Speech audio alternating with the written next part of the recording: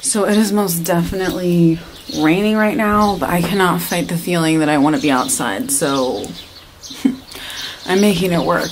I'm not trying to get bit by a spider, you know what I'm saying? So wow, do I have a word on my spirit. An intense word. I'm gonna say it with my chest, if you please. Okay, so I'm in quarantine or lockdown, whatever your zhuzh, whatever you prefer.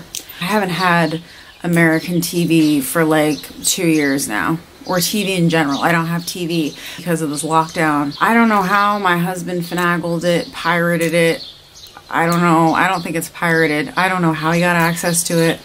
But so like we watch TV now, we can watch American TV. This is a long roundabout way of me saying this, but just hold on. I swear there's a point. You're getting raindrops on you.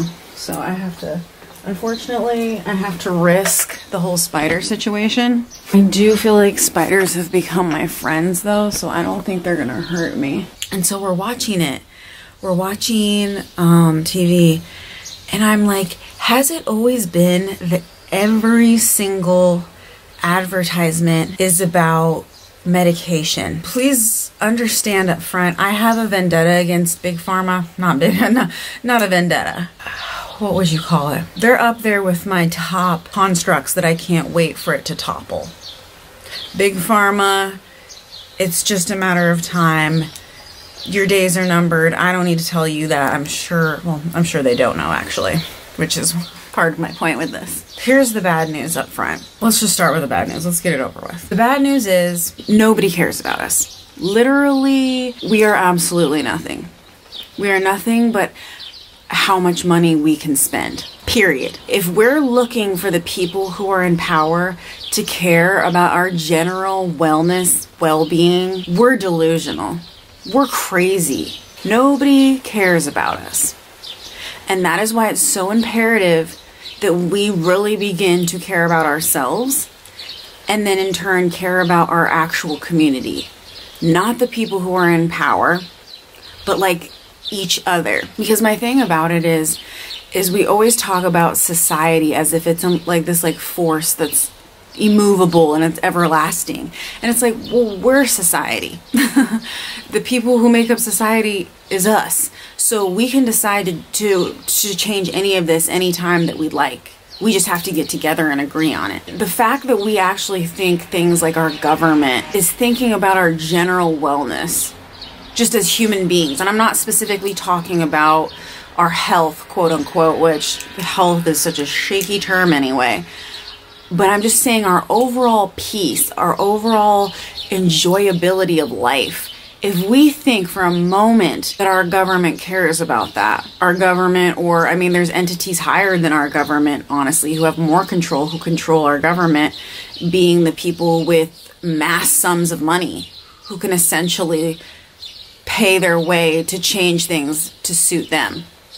If we think that these individuals, these people in power, from even a second care about our general wellness, we have lost touch with reality. This is something that I think that we know, but we're too afraid to admit it because I think it's a shame trigger.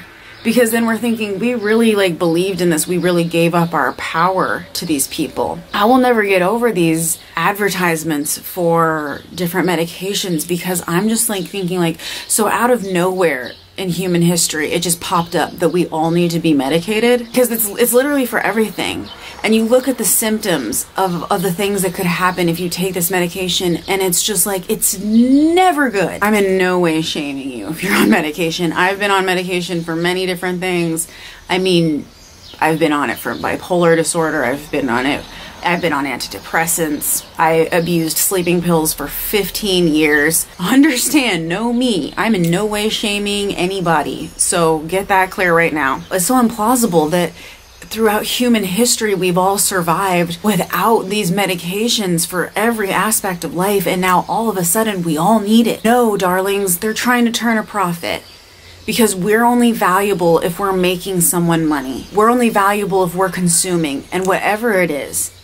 You know, there's a reason they put advertisements. It's an advertisement like the same way that they want you to consume KFC, donut, chicken sandwiches. When I saw that, honey, I said, my country is in trouble. My country's in trouble. I've been away. I've been gallivanting through Europe for a year and a half. I've been away and out of touch from my country. And this is what we have. Prescription drugs and sandwiches that are at KFC with donuts and chicken in the middle.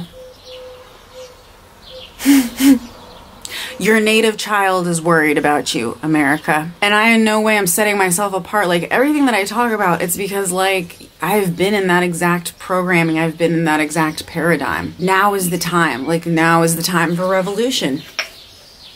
Let's talk about it. Look what I just found. I knew I had lost this somewhere. This is my rare blue tiger's eye. Tiger's eye intuition, rare blue, rare blue. Now is the time for revolution. Now is really the time that we realize no one is looking out for us. We must look out for ourselves, and we must look out for our immediate communities. We have to create more meaningful communities where we actually value each other, where we actually value. In society right now, we're brainwashed to value people who do nothing for us except for oppress us. Very slave in the master. Very royalty in their subjects. It's the same relationship that we have now with the powers that be.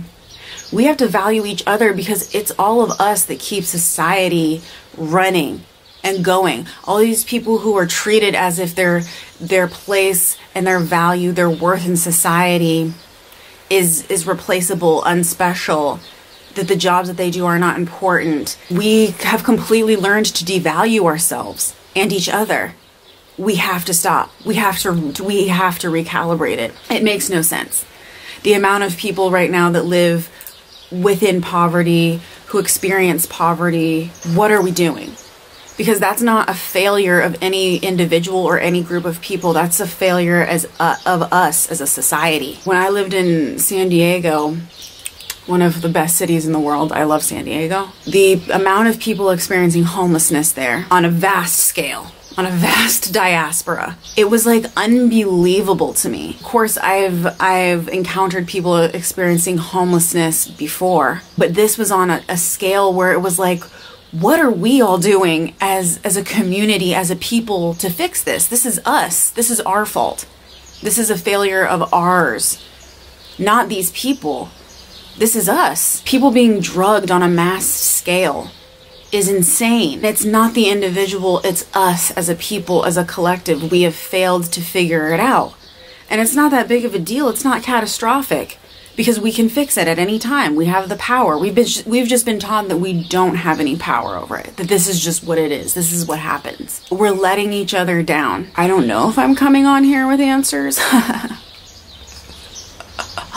Am I? Do I have the answer? I mean, I do have the answer, but I mean, I can't, it's nothing I can do alone. It's nothing you as an individual can do by yourself. Psych, psych, psych. Yes, it is. Yes, it is. You can do it on your own because the change comes with each individual that realizes that we've all been subject to mental slavery pretty much since the time we were born.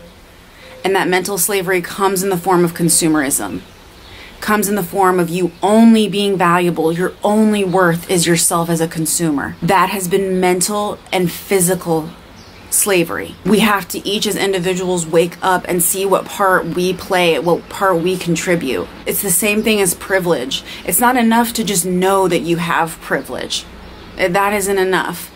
You have to explore the ways in which that privilege exploits and oppresses others, and then work every day to undo that in your behaviors, in the way you interact with people, in the way you move through the world.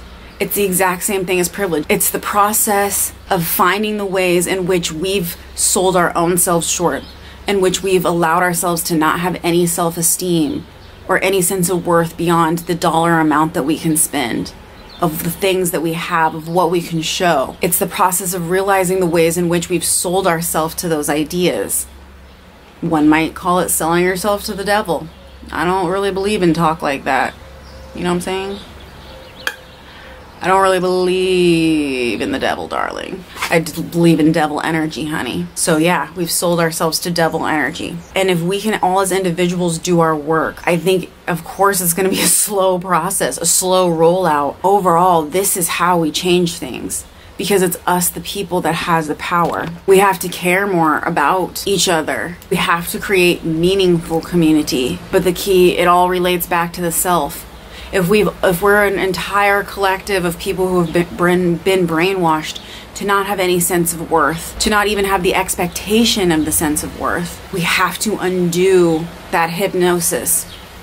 And it happens on an individual level first. So much of the behaviors that I've seen throughout my life displayed by different people and communities, it's the older I get, the more that things that never made sense made complete sense.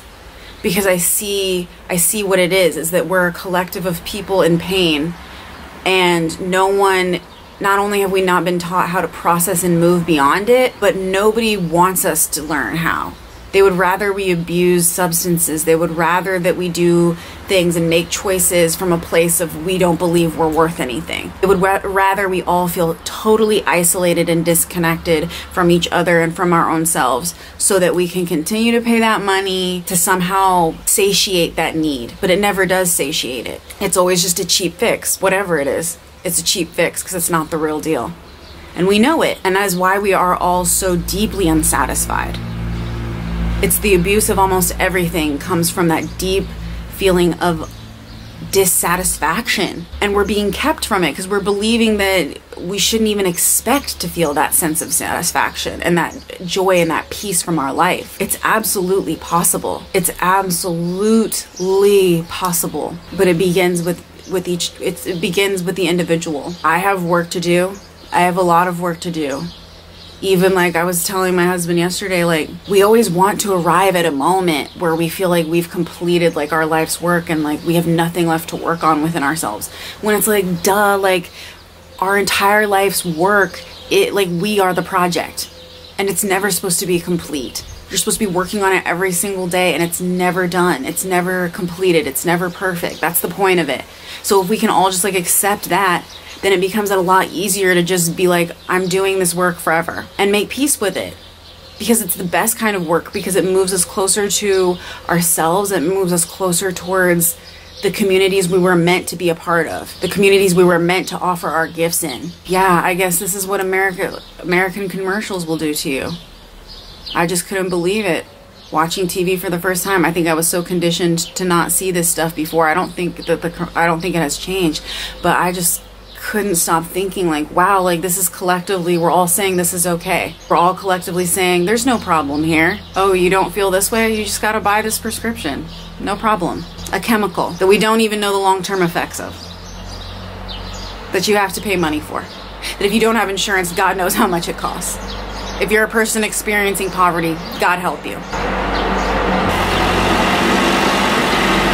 Like tractors spraying disinfectant everywhere. So that's probably my cue to go. Stay in your light. I can't say it enough. I can't stress it enough. I can't stress enough how you are worthy beyond measure. You're worthy beyond number, beyond definition. You are so worthy. You have been brainwashed to believe that you're not. Don't believe the hype. You are so worthy. You are so special. You have so many gifts to offer. You only need to learn how to tap into them. And the only one that can teach you is yourself. All the power to all the people. Power, all the power, all the people, all the time. Is that how it goes? All the power, all the people, all the time? We the people? I don't know. Fill in the blank.